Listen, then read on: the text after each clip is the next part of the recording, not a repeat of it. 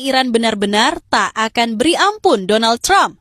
Di mana setelah Donald Trump mengakui jika Amerika diam-diam sudah tebar rudal dan jet tempur di Arab untuk menghancurkan ibu kota Iran yaitu Teheran dan semua rudal-rudal milik Iran. Namun, mendengar Amerika diam-diam ingin serang Iran lebih awal.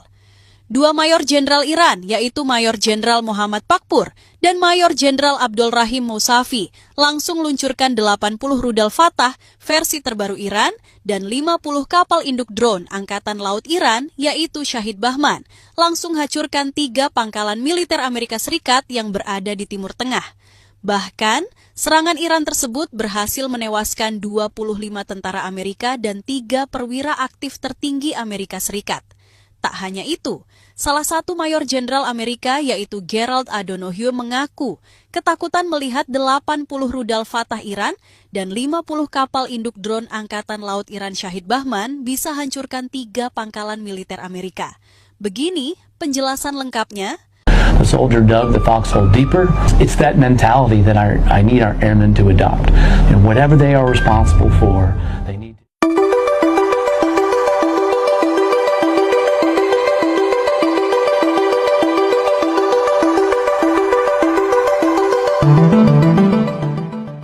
Dalam sebuah serangan yang digambarkan sebagai salah satu operasi militer paling terkoordinasi dan agresif dalam 1 dekade terakhir, Iran disebut meluncurkan gelombang besar rudal Fatah, generasi terbaru disertai pengerahan armada kapal induk drone Angkatan Laut Iran Shahid Bahman yang menghantam 3 pangkalan militer strategis Amerika Serikat.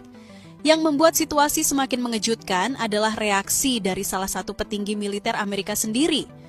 Mayor Jenderal Gerald A. Donohue dikabarkan mengaku terkejut, bahkan terpukul atas keberanian dan skala serangan yang dilakukan Teheran.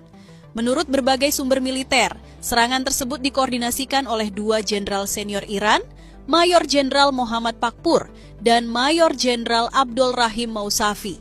Operasi ini disebut sebagai respons langsung terhadap meningkatnya tekanan militer Amerika setelah gagalnya negosiasi nuklir antara Washington dan Teheran. Dalam narasi yang berkembang, Iran tidak hanya meluncurkan serangan simbolik. Mereka disebut mengirimkan puluhan rudal Fatah versi terbaru yang diklaim memiliki kemampuan manuver dan kecepatan tinggi, membuat sistem pertahanan konvensional kesulitan mencegatnya.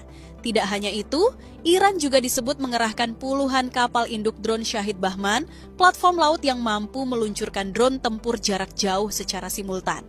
Kombinasi rudal balistik dan serangan drone ini menciptakan efek ganda, menghantam infrastruktur utama sekaligus melumpuhkan sistem komunikasi dan radar. 3 pangkalan yang menjadi target adalah Al-Udeid Air Base di Qatar, Al-Dhafra Air Base di Uni Emirat Arab dan NSA Souda Bay di Yunani. Ketiganya dikenal sebagai simpul penting dalam jaringan pertahanan dan operasi Amerika Serikat di kawasan, termasuk dukungan terhadap Israel dan sekutu regional lainnya.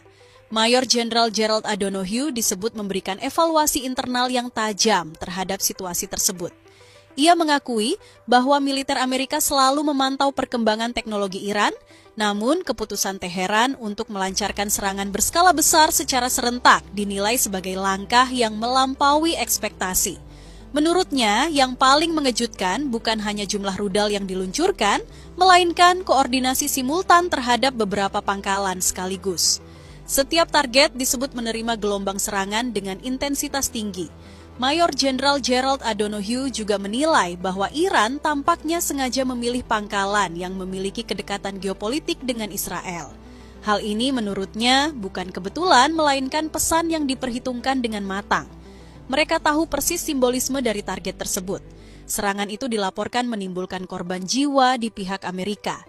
Disebutkan puluhan personel tewas, termasuk beberapa perwira aktif berpangkat tinggi. Selain itu, infrastruktur penting seperti hanggar pesawat tempur, fasilitas komunikasi, sistem pertahanan udara, dan gudang logistik mengalami kerusakan parah. Menurut Mayor Jenderal Gerald A. Donohue, dampak kehancuran menunjukkan bahwa Iran telah melakukan perencanaan detail terhadap titik-titik vital di setiap pangkalan. Mereka tidak menyerang secara acak. Mereka menyerang untuk melumpuhkan. Ketegangan ini bermula dari memburuknya hubungan diplomatik antara Amerika Serikat dan Iran. Setelah pertemuan tidak langsung di Oman untuk membahas isu nuklir, negosiasi disebut mengalami kebuntuan. Presiden Amerika Serikat Donald Trump sebelumnya mengisyaratkan bahwa Washington mempertimbangkan opsi militer jika kesepakatan tidak tercapai. Dalam wawancara dengan media internasional, ia menyebut kemungkinan pengerahan kelompok serang kapal induk tambahan ke Timur Tengah. Entah kita akan membuat kesepakatan atau kita harus melakukan sesuatu yang sangat keras. Pernyataan tersebut dinilai oleh Iran sebagai ancaman terbuka.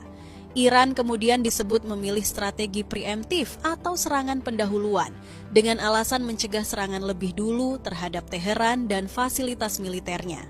Mayor Jenderal Donohue juga menilai bahwa serangan ini bukan hanya ditujukan kepada Amerika Serikat, tetapi juga sebagai sinyal keras kepada sekutu-sekutu Washington di kawasan. Menurut analisisnya, Iran ingin menunjukkan bahwa mereka memiliki kemampuan untuk menyerang target strategis jauh dari wilayahnya sendiri. Dengan menyasar pangkalan yang memiliki hubungan operasional dengan Israel, Iran dinilai ingin mengirim pesan deterensi regional. Kita harus membaca ini sebagai perubahan keseimbangan psikologis di kawasan. Serangan ini langsung memicu kekhawatiran global. Negara-negara di Timur Tengah meningkatkan kewaspadaan militernya. Pasar energi bergejolak. Para pemimpin dunia menyerukan deeskalasi sebelum konflik berkembang menjadi perang terbuka. Namun bagi Mayor Jenderal Gerald E. Donohue, situasi ini telah membuka babak baru dalam dinamika keamanan regional. Ia mengakui bahwa keberanian Iran menjadi faktor yang tidak bisa lagi diremehkan. Kami menghadapi aktor yang bersedia mengambil risiko besar untuk mempertahankan kepentingannya. Pernyataan itu mencerminkan kesadaran bahwa konflik ini bukan sekadar pertarungan senjata, tetapi juga pertarungan strategi, persepsi, dan dominasi geopolitik. Dunia kini menahan napas.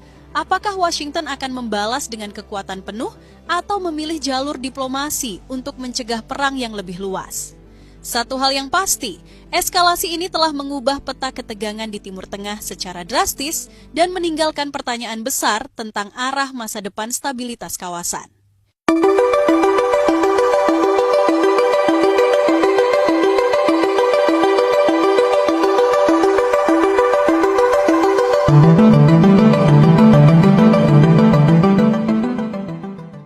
Berita kedua, begini pernyataan media Rusia yaitu TRT Russian yang bongkar kenapa Donald Trump sangat ingin membinasakan atau menghentikan program nuklir Iran. Bahkan media Rusia sampai mengatakan Israel adalah dalang jika Iran dan Amerika berperang.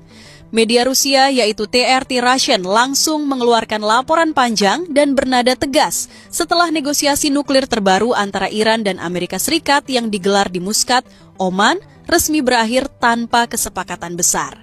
Pertemuan yang berlangsung pada Jumat 6 Februari 2026 itu disebut sebagai awal diplomasi baru, namun tidak menghasilkan terobosan konkret terkait program nuklir Teheran maupun pencabutan sanksi dari Washington.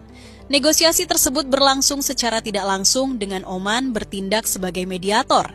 Delegasi Iran dan Amerika Serikat tidak duduk satu meja, melainkan menyampaikan sikap dan tuntutan masing-masing melalui diplomat Oman.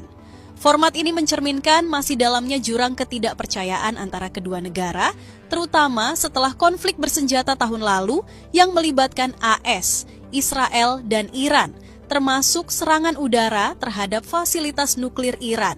Menurut laporan yang juga mengutip sumber diplomatik internasional, kedua pihak tetap berpegang teguh pada posisi awal masing-masing. Amerika Serikat menuntut pembatasan ketat terhadap program nuklir Iran, sementara Teheran menginginkan jaminan konkret pencabutan sanksi ekonomi dan perlindungan dari ancaman militer.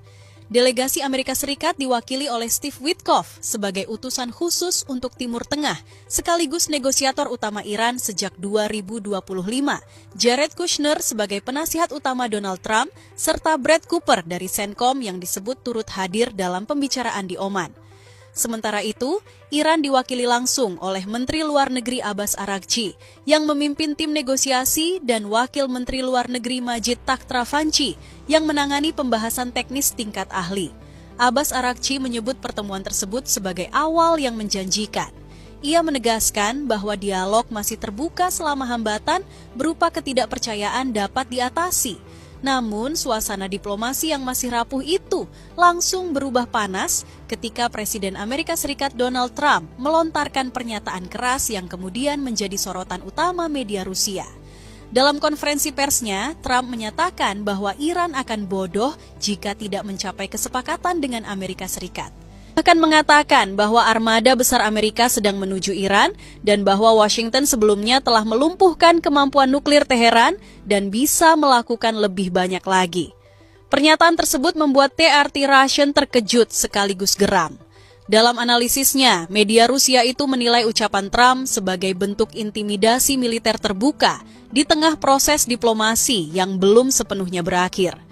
Menurut mereka, ancaman semacam itu justru berpotensi menghancurkan sisa-sisa kepercayaan yang sedang coba dibangun melalui jalur mediasi Oman.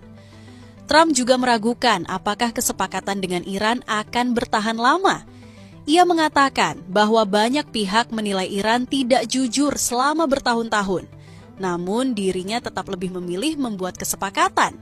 Di sisi lain, ia kembali menyerang pemerintahan sebelumnya, menyebut Barack Obama dan Joe Biden sebagai pihak yang menciptakan situasi buruk dengan Iran dan menyebut kesepakatan nuklir era Obama sebagai salah satu kesepakatan terbodoh yang pernah ia lihat.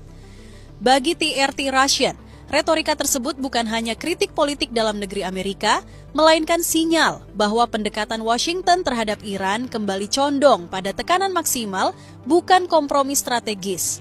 Media itu menilai bahwa sikap seperti ini memperlihatkan keinginan untuk mendominasi, bukan berdialog secara setara.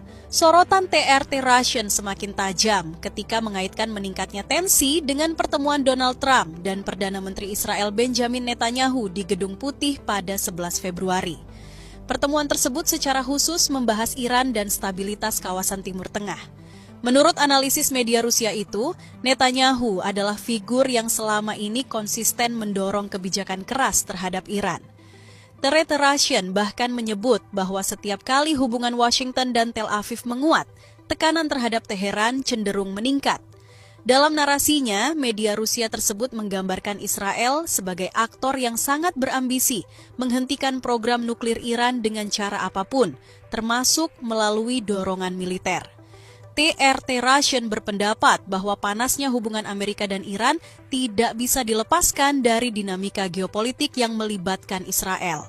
Mereka menilai bahwa pendekatan konfrontatif terhadap Iran seringkali dipengaruhi kepentingan keamanan Israel di kawasan. Bahkan dalam analisis yang cukup berani, media itu menyebut bahwa ambisi Israel terhadap Iran serupa dengan pendekatan keras yang selama ini diterapkan terhadap Palestina.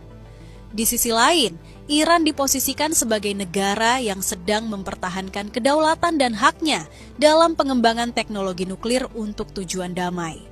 Media Rusia tersebut menegaskan bahwa tanpa jaminan keamanan dan penghormatan terhadap kedaulatan, sulit bagi Teheran untuk mempercayai komitmen Washington. Meski perundingan di Oman belum menghasilkan kesepakatan besar, sebagian pengamat internasional tetap melihat pertemuan tersebut sebagai jalur komunikasi penting setelah konflik bersenjata tahun lalu. Namun, TRT Russian memperingatkan bahwa ancaman militer yang dilontarkan Trump bisa merusak momentum diplomasi yang sedang dirintis.